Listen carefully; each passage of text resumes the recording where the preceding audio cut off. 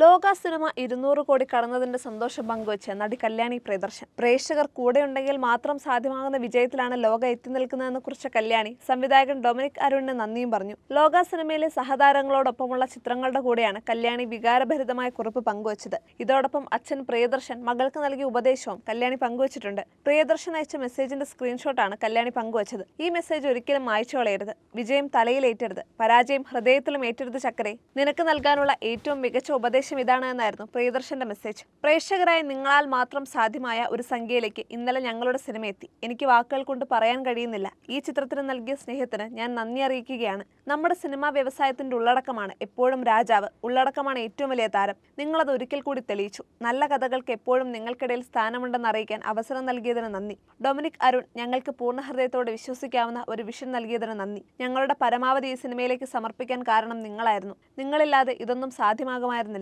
സിനിമയിലെ അഭിനേതാക്കളോടും അണിയറ പ്രവർത്തകരോടും ഈ വിജയം എനിക്ക് പ്രത്യേകമായി തോന്നുന്നു. കാരണം ഇത് പങ്കിടാൻ എനിക്ക് നിങ്ങളുണ്ട്. പിന്നെ ലോകയെ നമ്മുടെ സ്വകാര്യ അഭിമാനമാക്കി മാറ്റി ഇത്രയും വലിയ വിജയമാക്കിയ ഞങ്ങളുടെ പ്രിയപ്പെട്ട മലയാളി പ്രേക്ഷകർക്ക് ഒരുപാട് നന്ദിയെന്നാണ് കല്യാണി പ്രിയദർശന്റെ കുറിപ്പ്.